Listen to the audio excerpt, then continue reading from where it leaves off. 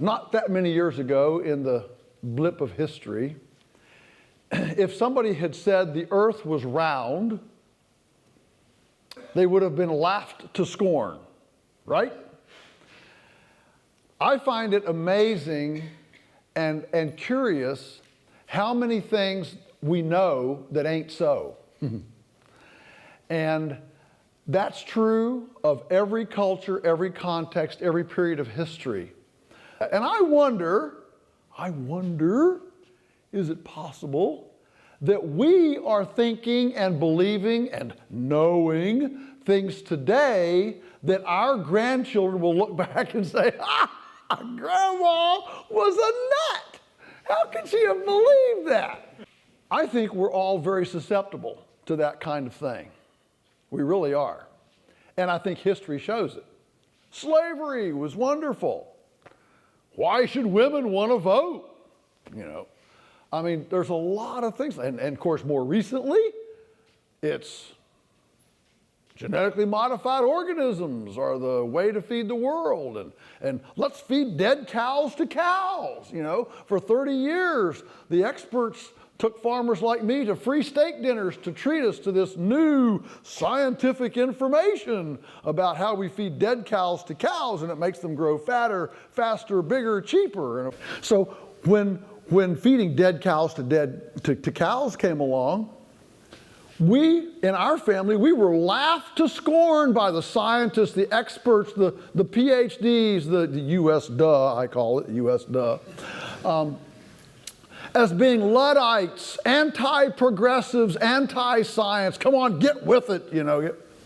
The reason we didn't buy into it was not because we hated science or progress or technology or anything else.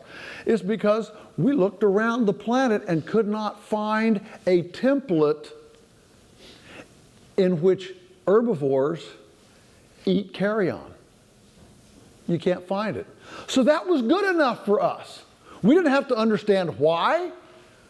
We just looked at nature's patterns, at the Creator's design. I mean, you can say this however you want to, but we could not find a pattern. Well then, you know, fast forward 30 years later, and suddenly there's this big global, oops, maybe we shouldn't ought to done that. Because, you know, we're really clever. We are so clever. We've got this big brain and mechanical ability, you know, opposing thumbs. You know, monkeys can't do that. And we're so clever that we can innovate things that we can't spiritually, physically, mentally, or emotionally metabolize. And so what happens is, we, as my dad used to say, we innovate things by overrunning our headlights, and then we spend the next generation trying to remediate the damage that our innovation has created. Think about the problems we have in our culture. Most of them are caused by our own innovation. They are. And one of the innovations is the innovation of taking herbivores off the landscape and eliminating their symbiotic, choreographed relationship with the land. I think it should give us all pause to realize that 500 years ago, what is now the United States, where I'm from, actually had more nutrition produced, more pounds of animals than we do today with concentrated animal feeding operations, John Deere tractors, and chemical fertilizers. We had hundreds of millions of bison. Most folks that are studying these things now tell us, and we have a lot of new information now, there were more than 200 million beavers, many of whom were trapped and sold to England, okay, during the colonial period, before plastics and synthetic fibers. And they were literally decimated, you know, they're almost extinct. Beavers. I mean, imagine that. That is I mean, the whole population of the U.S. is only 330 million, and a beaver eats more salad, more forage, more herbal material than a human. So we had 2/3 of today's human population of the U.S. eating trees and salad.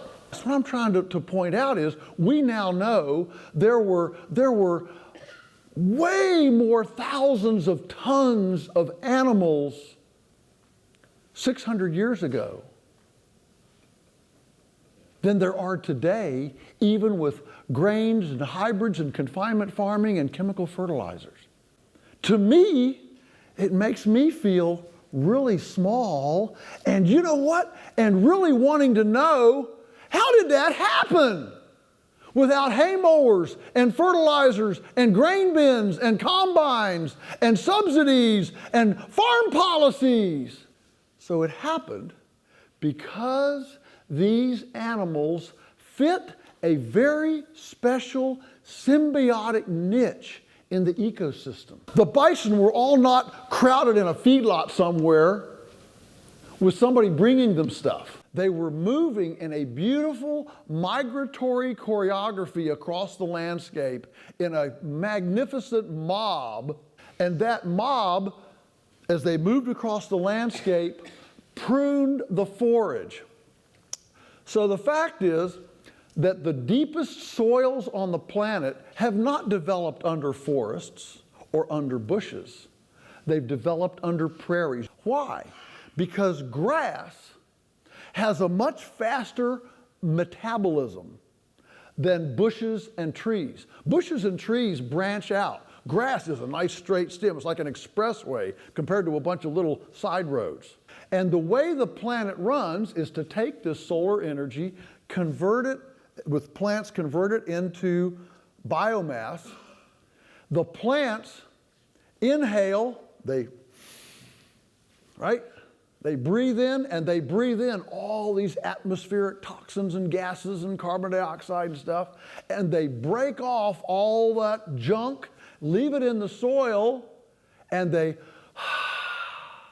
exhale oxygen. But these plants have a problem. It's the same problem that you and I have. They die. Eventually they die. And this wonderful inhaling and exhaling and purifying stops. So how are they kept fresh and virile and juvenile and vegetative and functioning and breathing? That's done by pruning. And the pruning is done by herbivores. That's why the planet has so many herbivores. If we want to take a quick tour, we can start in South America and see llamas and alpacas and guinea pigs. We head over to Africa. That's got a bunch of them, right? I mean, elephants and wildebeests and giraffes and then you head on up into Indochina. You've got yaks and water buffalo. You head on up, a reindeer, right? And then you head on over into Canada, you got caribou and moose, and back down you got bison. There are a lot of herbivores on the planet. Why? Because as this grass grows in a sigmoid curve, an S curve, see my real crude S, all right? I want you to imagine this. The grass grows in an S curve. It starts slow, it sprouts or it germinates or it starts to grow from mowing. It grows a little bit. And then it grows real fast, and then it has another break point and heads into senescence. So to help us to understand these three growth spots, I call this diaper grass, teenage grass, and nursing home grass. If I want to sequester the most carbon, keep the grass the most freshest, youthful, and virulent, and make it function the best possible, of those three areas, where do I want it more of the time than any other? Teenage, absolutely. Teenage grass, you want it young and virile. Well, how do we do that? With the herbivore.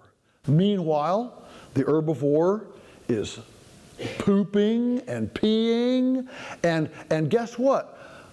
The neat thing about the herbivore is because of the predators and preys, the herbivore eats in the fertile valleys, walks up the hill, and sits up on top of the hill to chew its cud and poop and pee and move the natural gravitational move of minerals and biomass downhill and move it back uphill to become the ultimate soil building fertility democratizer.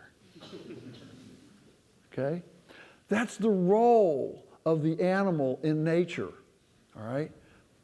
And the foundation of it is the perennial.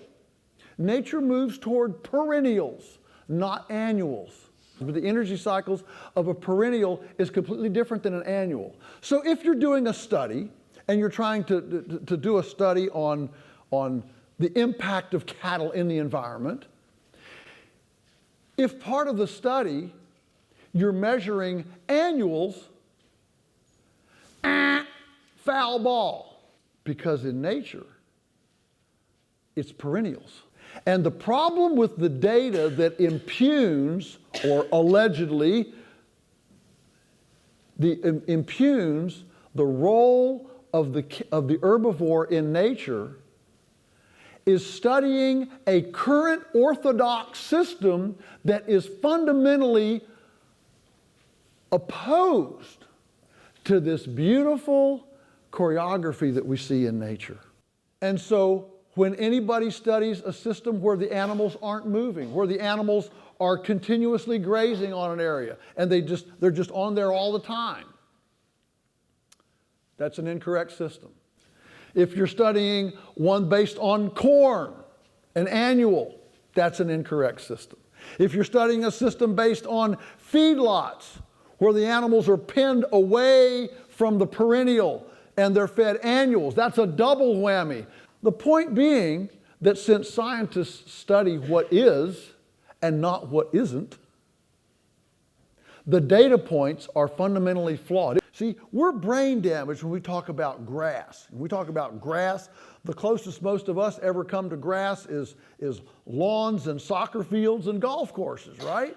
You go today to the University of Nebraska at Lincoln, they've preserved a 2-acre tall grass prairie. You walk in there. This is grass, gentle people.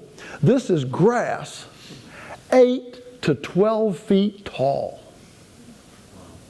And it just swallows you up. It's a beautiful picture of symbiosis. So on our farm, we look at this way that animals have interacted and say, okay, so how, all right, if that was so productive, how do we duplicate it? I mean, we don't have prairies, we don't have wolves, we don't have fire, we don't have 10 billion passenger pigeons to blot out the sun. I mean, they're extinct now. We don't have any of this stuff. How do we do that? We use it with high-tech electric fencing, black plastic pipe to make water run uphill. We do it with all sorts of cool infrastructure that allows us to literally put a steering wheel, a brake, and an accelerator on that 4-legged sauerkraut vat, pruner herbaceous, and drive her around the farm and completely control the time, the rest, and the pruning that occurs between herbivore and forage. And the result of that is that we get way more production because we're able to time the meeting of the pruner to the exact correct time for the pruning. And so while the neighbors generate 80 cow days per acre, a cow day is what one cow will eat in a day, so what you've eaten in a day is one whole person day of food. Take all your food, pile it up on a table, that's one person day of food. Are you with me? All right, what one cow eats a day is one cow day of food, all right?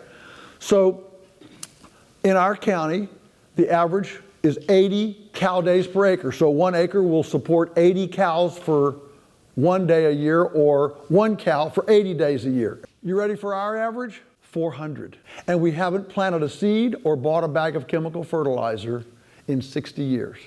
And when we came to the farm, it didn't have enough soil to hold up electric fence stakes because of 200 years of tillage and annuals and erosion. washed off 5 feet of topsoil. We had areas the size of this room that were solid shale rock without even a weed or a piece of vegetation on them. I remember as a child walking the farm, and I could walk the whole farm and never set foot on a piece of forage. The farm couldn't support 10 cows. Now we run 100 to 150 on that acreage. We run a lot more, but that's another story. On that same ground, and those rock piles now have 12 inches of soil. It's not 3 feet like it's supposed to be, but it's 12 inches. That's 12 inches more than it was 60 years ago. And our organic matter has moved from 1% to more than 8%. And all it takes is a move of 1% organic matter nationwide to sequester all the carbon that's been emitted since the industrial age. In fact, in fewer than 10 years, we could return to pre-1960 atmospheric carbon levels with this kind of approach. So we're moving the animals every day from spot to spot to spot, and then not coming back until the grass goes through its blaze of growth curve. The beauty of this is we don't have to sacrifice the economy in this wonderful goal of ecological healing. It also helps our bank account. Production goes through the roof, health goes through the roof, earthworms go through the roof. So behind the cows, we follow with the eggmobiles. We look at nature, we say, well, before Pfizer and Bayer and all these places, how did nature sanitize behind herbivores? The wildebeest on the Serengeti, the bison, how did they do it? Well, birds, the egret on the rhino's nose. And so we follow the cow herd with the eggmobiles, and free-range chickens range out, scratch through the cow patties, eat out the fly larvae, eat up the grubicides. Now there's no chemicals, there's no grubicides, there's no parasiticides, and they convert the grasshoppers and crickets that the cows have exposed with grazing and convert them into eggs. So instead of shooting the cows up with grubicides and parasiticides, we collect $300,000 worth of eggs as a byproduct of the pasture sanitation program. And then when we have to feed hay to the cows, because remember, the cows can't migrate off the farm to somebody else. They wouldn't appreciate it if our 1,000 cows went over to their farm. So we have to keep them at home. And so we make hay. That's one of the concessions we make for not being tribal and owning land and having boundary fences. Okay, that's what we got to do. So we make hay. And when the cows are eating hay in the hay shed in the winter, we bed them because the manure and urine are volatile and soluble, so we bed them with carbon, wood chips, sawdust, peanut hulls, old hay, straw, corn stalks, whatever. Bed them, the feed box keeps raising up. By the end of the winter, we might have 4 feet of bedding in there.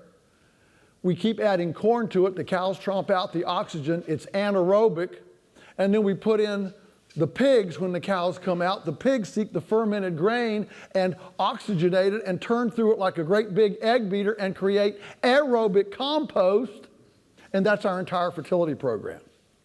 Because the carbon is recycled in situ on site. The point of all this is the role of livestock and the future of farming is, I hope you can appreciate, that pretty much every paradigm that we use today, from a segregated approach to a concentrated animal feeding operation approach, to an approach that locks out the exercise, the sunshine, the fresh air, all of these approaches break this beautiful symbiotic relationship.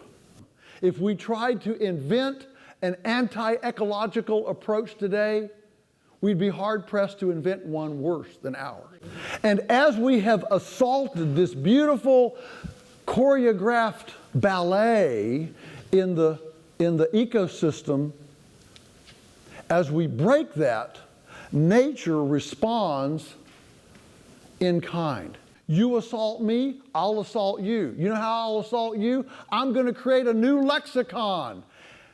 bovine spongiform encephalopathy, E. coli, salmonella, listeria, food allergies, gluten intolerance, obesity, type 2 diabetes. These are things that when I was a teenager, I never heard any of these phrases. That what we're experiencing today with our soil loss, our wildlife biodiversity loss, our organic matter loss, our nutrient deficiency coming through our food now that's not as dense as it was then.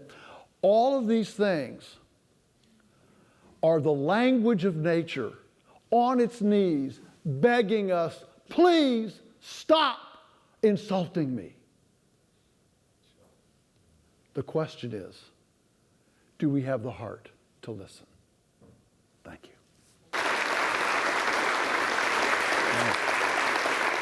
I have to confess to being one of these people who are a scientist, but I hope that some of the things I do won't meet with too much disapproval.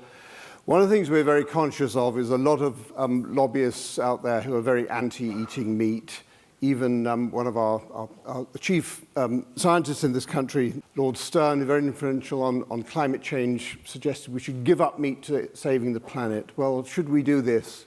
Food and Agriculture Organization of the FAO have got some alarming figures on the relationship between livestock, particularly ruminant livestock, and methane production, global warming, and suggest ways of changing that.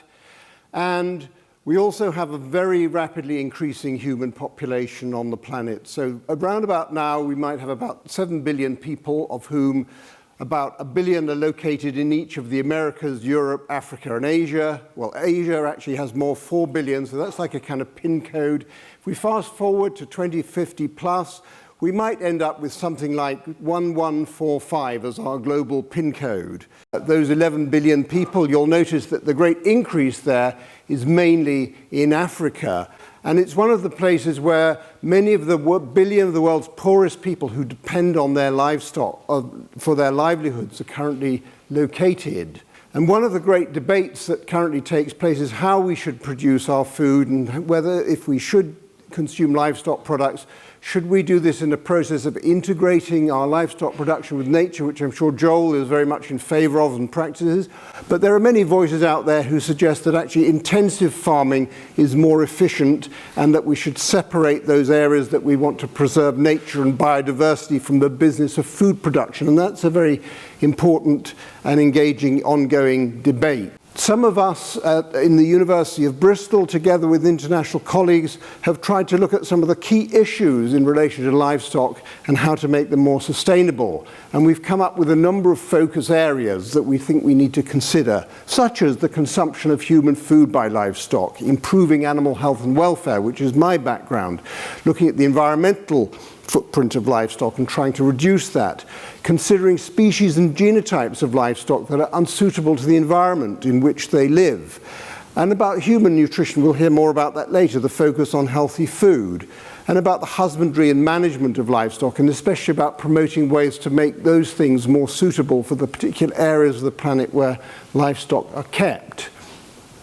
And to help to promote this agenda, we have brought together an international grouping of scientists who work in a number of universities and research institutes in all the inhabited continents of the world, and funded by the British government through various sources and through the North American government and various other institutions in the countries involved. This gives you an impression of the global distribution of our partners, and those particular sites that have a star above the cow symbol are places where we actually have a research facility that is primarily geared up to addressing scientific questions about how to produce livestock more sustainably in these particular parts of the world. Just a very brief overview of one of the branches near here, moving rapidly across the planet to southern India. In Kerala, in southern India, we have Thiruvasamkunu, or Silent Valley, where they have an emphasis on indigenous fodder plants and livestock varieties. So they use something called a zola, or a water fern, which is cultivated in ponds as a source of additional protein for cattle and goats. And you may be forgiven for imagining that what you see here is a cow with a calf-foot foot. It is not. This is a European breed of cattle. This is an indigenous breed of cattle that is very small. It produces only 3 to 4 litres of milk per day, but it's highly appropriate for the use of landless farmers. Why on earth would Triodos Bank, why on earth a banker to follow a scientist? It's great, isn't it? What an evening. Well, Triodos Bank is a little bit different, and we basically actively go out to support, backed by our savers, and they fully support what we do, to support projects that either support sustainability for the planet, working within the natural environment, or society itself, so our well-being. And so for that, in the UK, it means renewable energy, social and cultural projects, and in the main, organic farming in the UK. The issues for Triodos, what is it? It's mass production. Global agriculture is absolutely dominated by agribusiness and agri-food business, either side of the farmer. They have such an interest in everything that farming does in the world, in moving corn around, grain around, wheat or maize, that they're the ones that lobby for subsidies in America. They're the main guys out there. And the same case would be in Europe as well. They're the main lobbyists. It's not the farming community lobbying. They would just want a fair living, effectively, in the majority.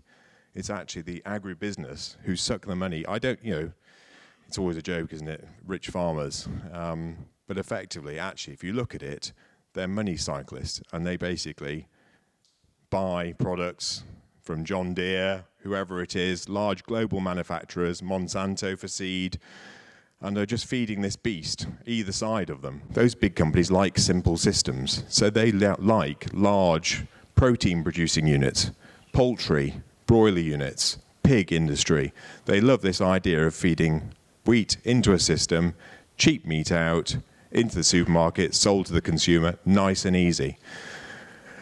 If you look at red meat in the UK, basically that form of producing chicken, pork at a price point basically leads to reports like this by the industry showing that finishing beef enterprises in the UK, what do? They lose money. And without subsidy support, full economic margin, taking in unpaid family labour, finance costs, rental of land, loss of £200 per beast finished in the UK. And if you're thinking, hold on, averages hide a lot, if you look at the top 25 or the top quartile producers, also losing money. You then think, crikey, that's just a UK document. It can't be all over the world they're doing that. I'm going to give this to Joel.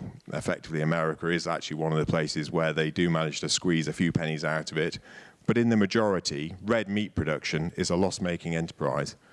And it's basically all on the back of white meat production using false trading situations, subsidized fuel, subsidized corn being moved and traded over the world to create that price point.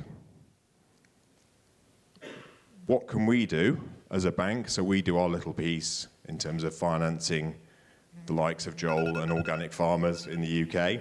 But we can all have a go. So if you think about it, it's not only what we buy, it's also what our pension funds are invested in. So if you think about the reason that these companies like this quick profit and squeeze the farmer is because a CEO of one of these conglomerates have only got a 3-year view, is getting the money out, all of it out as quickly as they can today. Those pension funds are actually financing those companies and the operation they do. Whose pension funds? It's our pension funds. So our choice is in not only what we buy in the supermarket, it's also where our pensions are invested. And we can actually all change that. We could change it tomorrow. We could move it.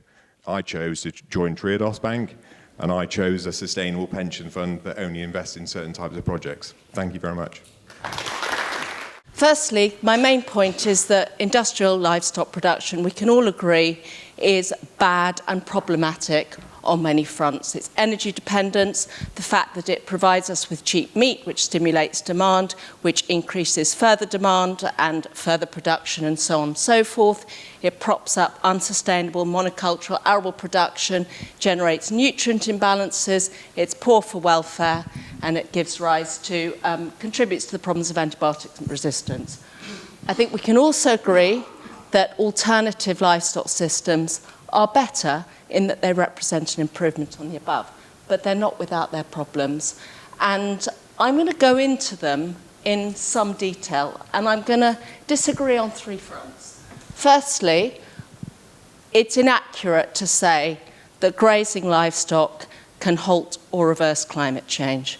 Secondly, there's an argument that goes around within the grazing livestock community that methane is somehow not a problem because it's natural. It's part of the kind of biogenic carbon cycle. And then thirdly, I'm going to contest the argument that just because a little bit of red meat in the right grazing systems is not a bad thing, that more is better. I don't believe that that's true. So firstly, with the sequestration issue, this is a slide. All it shows is the brown column shows the estimates that have been made of the potential for sequestration in grasslands. Most of the studies show a small but very important sequestration opportunity. Those ones that are way below the scale are those advanced by proponents of the holistic grazing systems, Alan Savory et al. And I could talk for hours about why those are very flawed, but they are. And if you want to email me, I can pass to you on the evidence. The second column is global livestock emissions arising from methane, carbon dioxide, nitrous oxide, etc. The purple column is the net of that, okay? So emissions plus minus sequestration. You can see it makes it a little bit lower. Now those two, that one is an absolute global emissions from all sources, lighting this room, you driving home tonight, whatever it is you have for dinner, of all sources consistent with a pathway of limiting the global rise in temperatures to no more than 2 degrees. The one on the right is business as usual. So even if we were to sequester all that carbon in grasslands, we would still be gobbling up all the allowable emission space. So we have a problem. Second is the methane issue. There's this argument that it's got a half-life, it's got a life of 12 years in the atmosphere, so somehow it's not a problem. Again, this is wrong. Just to explain the difference, carbon dioxide on the left, every emission of carbon dioxide in the atmosphere is there forever. It's like tobacco, it's permanent. It does damage to your lungs. That damage is not going to go away. Every additional pulse of emission you produce is going to cause that problem. So in that sense, it's worse. Methane is slightly different in that you produce it, it disappears within 12 years. You produce it, it disappears within 12 years. But so long as the source of that emission is there, so will the problem be. Now, I could have drawn a dotted red line, which is the kind of when the bath gets full, the atmosphere gets full, and then we're getting a tip into dangerous climate change. That line is there. So long as you're pumping methane into the atmosphere, you are getting to those rising bathtub water levels. And so the problem of methane only disappears if the source disappears. Third, wild herbivores roaming the plains of America, Europe, everywhere else. True, they did. This was a recent study which looked at methane emissions from wild herbivores, advent of early humans, current today. You can see those methane emissions are pretty comparable. So does that mean that somehow it's not a problem? No, it doesn't, because you have a huge bounty of different herbivorous wildlife species there, and you've got actually 1.5 billion cattle, some sheep, some goats, and maybe a few llamas thrown in. The biodiversity there is vastly different. What's more, the situation was very different there. We didn't have the additional problems of nitrous oxide emissions and carbon dioxide emissions and a growing human population. So that methane wasn't a problem. Now things are different, and therefore methane is a problem. So this is my final point. We can't carry on eating more meat. As Mark's pointed out, we're 7.2 billion people. That was me when we were born. We've doubled in my lifetime. We may be heading for 10, 11. The way we're doing things now is not helpful. But just assuming that we can somehow revert to a different system that was suitable for when there were far fewer people on the planet is also not a solution. So, and this idea that rotational grazing, I mean, Joel's farm may be an exception. Perhaps he hasn't mentioned so much the fact that There is additional grain, additional nutrients to the soil as a result of grains from feeding the pigs and the chickens that then fertilise the pasture. But basically what this study shows is that there's not very much difference in the amount of animals you can rear on a given land area, depending on whether it's rotational or continuous grazing. My conclusion to draw from that is livestock have a role, but eating lots of meat is not a solution. It's going to make things worse. So my final conclusions are bad livestock systems are bad, obviously. Better livestock systems are an improvement on the situation, but just because it's an improvement doesn't mean that we should all sort of somehow eat loads of meat. Livestock are a major cause of greenhouse gas emissions, and the carbon sequestration, it's very useful, but it's not a get-out-of-jail-free card. And ditto, methane is a problem. And that we need to change our systems of production, but also our systems of consumption. Thank you. I was asked to defend red meat in 5 minutes. And I said, well, really, I should be doing it in 5 words, which is we'd be extinct without it, because it's how we've grown up. The common sense argument. Our dietary guidelines for the last 3.5 million years have essentially been, if you can catch it, eat it. And we changed that to base your meals on starchy foods. And of course, we have never been fatter or sicker than we are today. And we only changed those dietary guidelines back in 1977 in the US, 1983 in the UK, and things have gone pretty haywire since. So that's all I'm going to say at this stage on the common sense argument. On the evidence argument. Now, the top of the tree for the scientists in the audience for evidence is basically a meta-analysis of randomized controlled trials that have been undertaken in the particular field. So we're looking at red meat here. The second level of evidence is to look at, if I can point here, the randomized controlled trials themselves. Then you're into prospective cohort studies, epidemiological evidence, which can only look at association. So that's the meta-analysis evidence against red meat. And I haven't forgotten to click, that's the meta-analysis evidence against red meat. That is the RCT evidence against red meat, because there is none. We have not even done one randomized controlled trial on red meat. Arguably it can't be done because you wouldn't be able to change just one thing. But that just does show you how weak the evidence is. So let's look at the prospective cohort study evidence, and there's going to be some in the press tomorrow. These studies come out all the time from Harvard. They come out about every 4 to 6 weeks. That's the source of this one. It's the Nutrition Evidence Library from the USDA, as Joel calls it. I quite like that. The USDA. It was used for the Dietary Guidelines for Americans that came out in 2015, the latest 5-year update. And that's the evidence. You can go and look at it. And I did it before this presentation. My area of expertise is dietary fat. So I know a lot about total fat, saturated fat, and dietary fat generally, but I was asked to come and talk about red meat, so I've looked at the evidence for red meat. And for red meat, there is no evidence. The evidence, if it is there, is against processed meat, or if they claim that there's evidence against red meat, go to the original paper, look at the definition for red meat, and it includes every processed meat you can think of under the sun.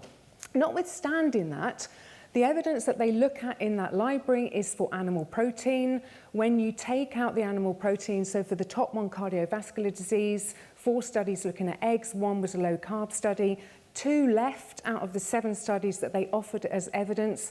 Neither studied red meat, let alone found against it. And you've got a pattern there.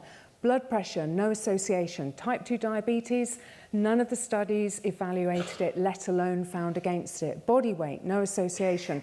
Colorectal cancer, that's the one that surprised me, because even I thought there was some evidence. Again, go to the original studies, see the definition of red meat. It's not even what normal people would call red meat, which is beef, pork, and lamb. It's not even what we would call red meat, which of course is grass-fed. It is every processed meat you can think of. Prostate cancer, no association. Breast cancer, no association. And that's the evidence against red meat. So let's look at the nutrition argument. And some really daft things are said about red meat. One of the daftest things that's said about red meat is it can clog your arteries. Now, as I said in London this morning, there is only one way in which red meat can clog your arteries, and that's if you intravenously inject it. So, assuming that this audience is smart enough to eat food rather than try and stick it in a needle and stick it into your veins, that's the only way that it can clog your arteries. That is a piece of steak, and I've picked one from the United States Agriculture Database. It's one of their standard products. It's number 2244, but it just means I haven't gone looking for something that's particularly unusual. This is a pretty standard sirloin. A second thing that they say about red meat that's pretty daft is that it's full of saturated fat. So let's have a look. Red meat that you buy from the butcher, before you put it in the pan and it loses a little bit of water, but it doesn't lose any of the other good things, it's 71% water. It's then about 21% protein, this sirloin steak. There are some ash and some minerals, and then you've got the fat, which amounts to 7%. And here's the next interesting bit, because just 2 of those 7 percentage points of fat are saturated fat.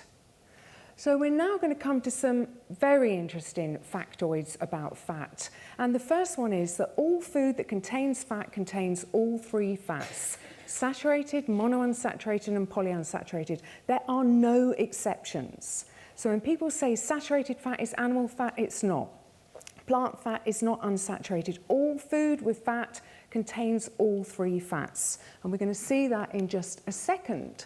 So we have some very nice foods here. We have the same sirloin steak, so you should be able to be clued up on that one. We've got some eggs, we've got some mackerel, we've got the lard, we've got almonds, olive oil, and low-fat milk. And what I usually say when I've got a bit more time and I can engage a bit more with the audience is which of those foods has more saturated than unsaturated fat. In the interest of time, I'll tell you it's the low-fat milk. And it's another interesting fact about fat. The only food group that has more saturated fat than unsaturated fat is dairy products. Not that saturated is bad and unsaturated is good. We have got to move away from this nonsense. Why did nature put all 3 in all foods with fat, in with all the complete protein and the vitamins and minerals that we need to survive and to thrive, if at the same time she thought, I'm going to chuck in 1 fat that's really bad for those humans and a couple that are really good? That would be quite dull, would it not?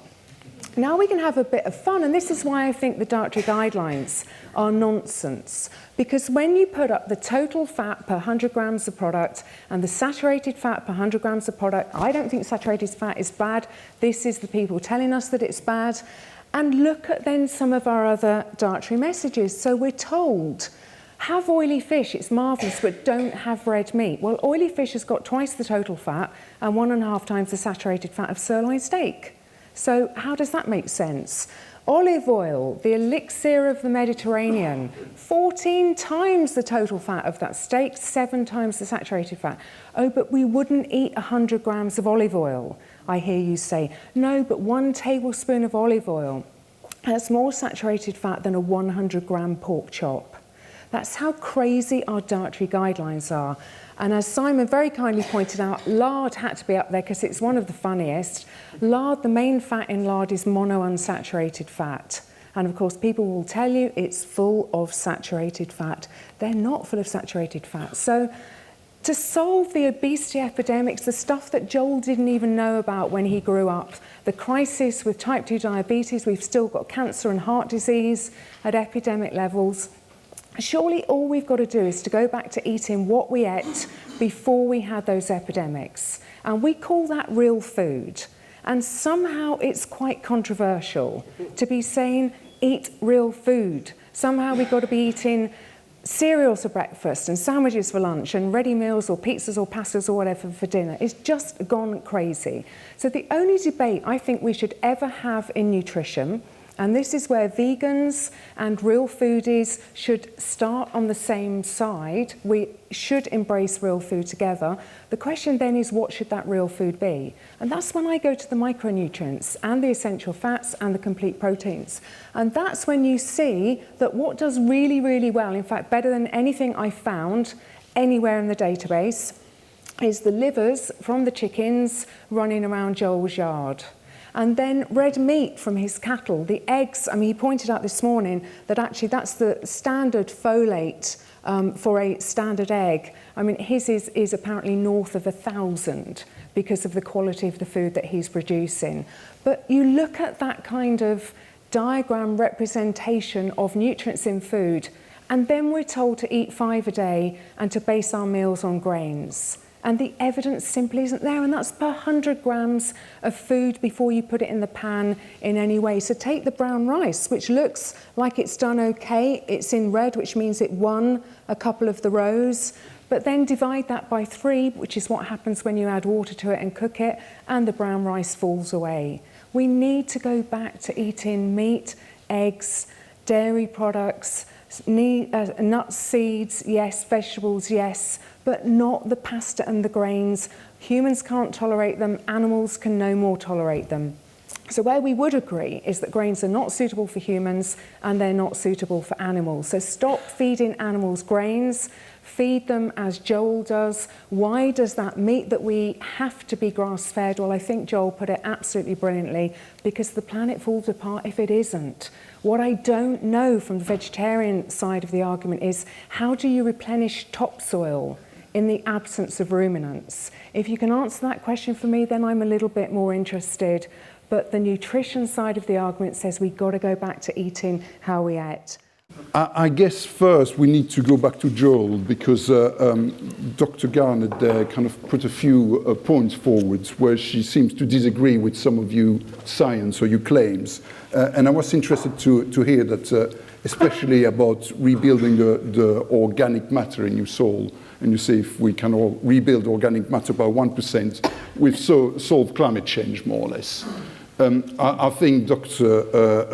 Garnett begged to differ. I just wanted to hear how you can respond to Dr. Garnett on this one. Well, obviously she doesn't move cows. So she hasn't seen the grass respond. She hasn't seen the earthworms respond. And I would suggest that whatever the data points are for the scientific analysis, they weren't done at our place. And we run 1,000 head of cattle on 9 different properties. Every property, in 1 year, we double its productive capacity with mob stocking, herbivorous, solar conversion, lignified carbon sequestration, fertilization. I'll bet not a single scientist studied mob stocking, herbivorous, solar conversion, lignified sequestration, fertilization. And we've watched it over and over for 30 years, literally double in 1 year. Anyone that tells me that monitoring the pruning day and time and type doesn't affect the ecology is frankly nuts. I'm not sure that we say it's not affecting the ecology, but I guess to push affecting the production. She said controlled grazing has no effect beyond continuous grazing. That's just, I don't even have words to describe it. It's ridiculous, which discredits her as a scientist completely, which is my problem with scientists and why we need people that actually get out on the land, observe, look, watch, and participate in this, and come to life with humility and not hubris. So, Dr. Garnett, have you got humility? I believe I do. There's lots of different things to discuss here. Firstly, there's a difference between rotational grazing, adaptive management, mob grazing, and the continuous grazing. And there has been quite a lot of analysis. And what some of the studies show is that rotational or mob grazing shows some benefits and some don't show those benefits. Either way, the differences are quite small. The second point to note is that the more intensive the livestock system and the greater the numbers, also the greater the methane emissions, which can't be forgotten. And then the third point to note is that sequestration, the soils are like a sponge. They will absorb carbon up to a certain point, up to about 40 years, 100 years, and then they will not sequester more. So it happens, but the first year of sequestration is going to be at its highest, and then the rate of accumulation progressively dwindles. And then it's also, all soils are not the same, all landscapes are not the same, all agroecological conditions are not the same. Generally speaking, the more degraded the soils, the worse condition they're in, the more room there is for improvement, the more sequestration can happen. In soils that are already in fairly good quality condition, that sequestration is going to be lesser.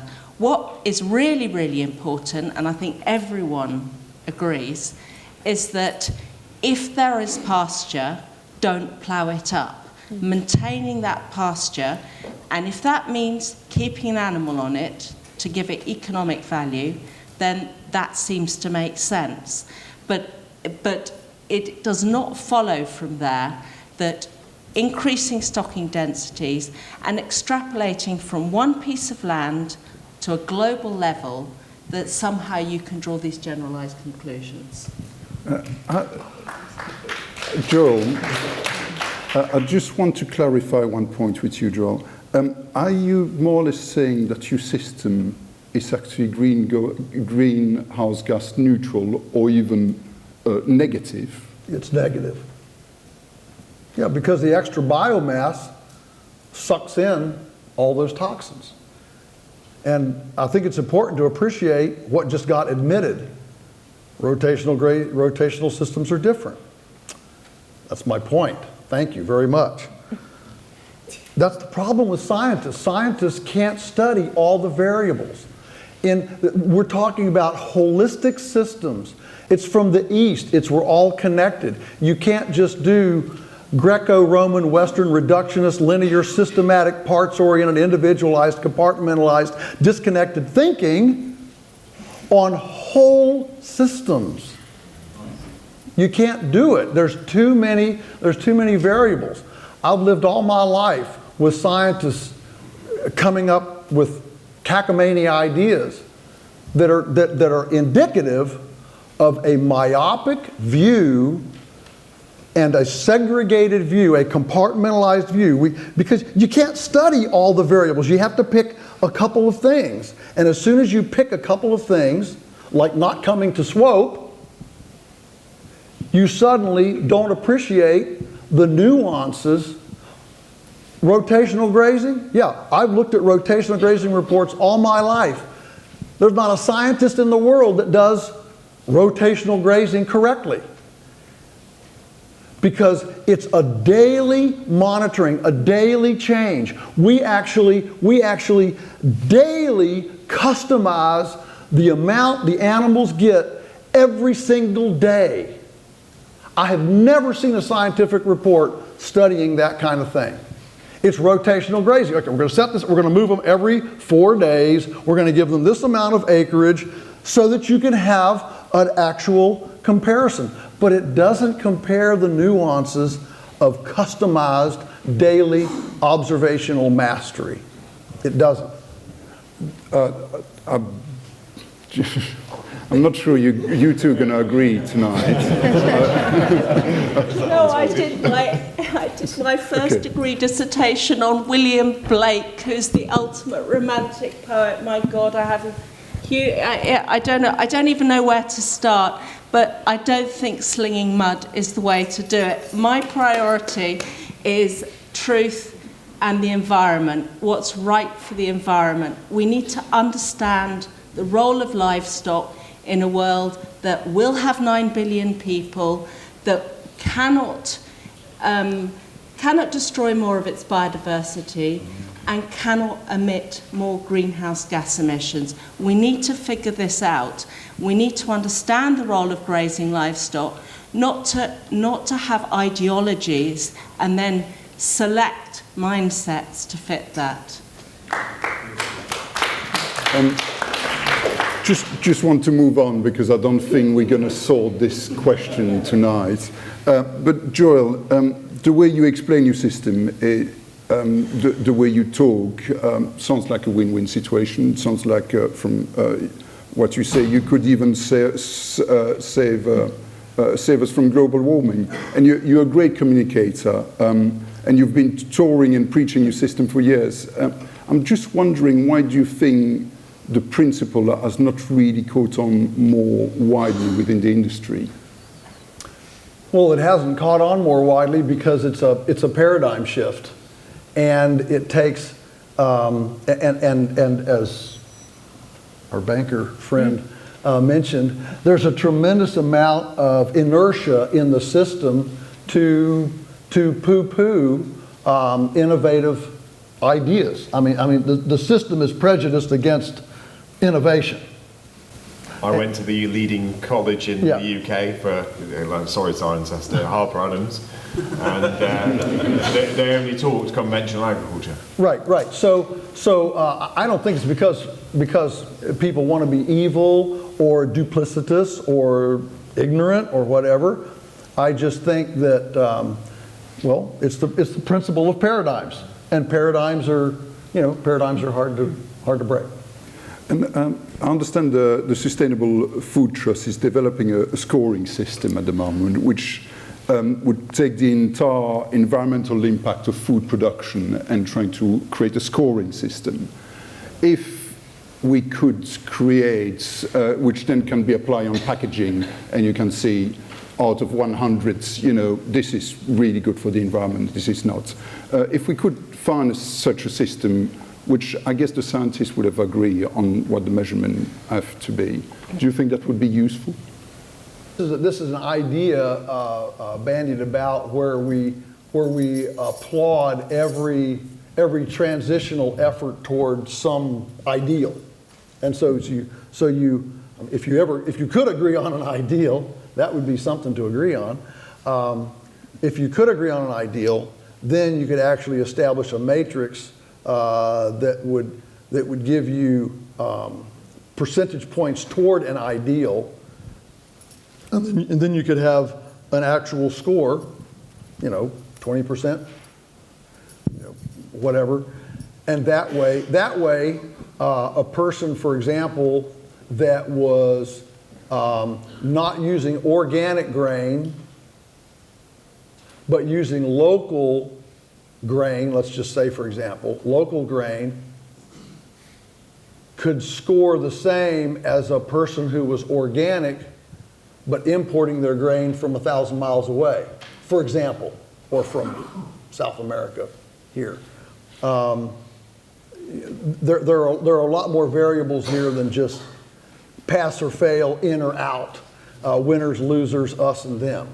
If enteric fermentation from livestock is producing 17% of global methane emissions, and rice paddies are producing 10 to 12% of global methane emissions, if we stop eating beef and eat more rice, are we actually going to solve any problems? Let's imagine a world where everyone gets 40% more productivity on their land, and let's extrapolate out to 9 billion people, okay? How much pasture land is going to be needed, and where will that pasture land come from? Most of our agricultural land is not arable land, it's pasture land. So even if you were to convert all that to pasture land, you would get quite a limited land area. So we simply don't have, unless we clear more forests for pasture, we don't have enough land to feed people. Can I bring Mark in the conversation in this one? Because Mark, I understand that you said in a recent presentation that if the entire world population by 2050 was eating as much red meat as America, we would need 4 or 5 planets. I think that brings kind of, can we all follow Zoe's diet and really enjoy as much meat as we can? Well, I think you're sort of slightly conflating the various things I've said previously into one, but I mean, I'll go with it, that's fine. I think, yes, there is massive overconsumption in many parts of the world, North America, Europe, and I think this is obviously very closely associated with all these problems of obesity, heart disease, type 2 diabetes, metabolic syndrome, etc. So that's a huge problem. There's a huge inequality. So we have huge parts of the world where people don't have enough food. They don't have enough nutrition. They don't have the quality of nutrition. They don't have enough protein. They don't have enough of certain minerals, vitamins, etc. And this leads to poor development. I was actually quite shocked recently to learn that 47% of the population of Malawi suffer from nutritional stunting because they don't have enough food or they don't have the right kind of food when they're growing. So there is this enormous global inequality, and indeed I think if everybody on the planet consumed at the level at which people who are the maximum level of consumption, like in North America, we would very, very rapidly run out of resources. If we don't do anything, we'll probably run out of resources anyway, but it's going to take rather longer, and we should be moving in the opposite direction. So, yes. And I just want to bring Zoe in, because I know you've got to leave very soon, but in your ideal diet, how much red meat should we consume? I don't think in terms of a proportion or how much we should consume. It's just simply we've got to get the principle of eating real food and then choosing that real food for the nutrition that it contains. When you look at nutrient deficiencies, you study things like the Family Food Survey in the UK, we are fantastically deficient in the fat-soluble vitamins. If you use the US measures, as I did on that postcard, instead of the UK ones, we're also deficient in things like zinc, calcium, iron. We just seem to have lower levels in the UK. So you look from a nutritional point of view, and it's difficult to argue against the fact that an ideal diet would actually have meat and fish and eggs or dairy on a daily basis, and of course vegetables, particularly green vegetables, to get the mix of the nutrients that you need. What you do have is quite a bit of manual help. Yes. And, you know, for a farmer that may be working just, you know, with the immediate family, you know, they may not be able to afford that, and they don't possibly have your story which can gather all those people behind you. So is your system really financially sustainable if you're not Joel Salatin? Well, one of the reasons that we've been successful is because we have been quick. We have never just done one thing, beef or vegetables or apples.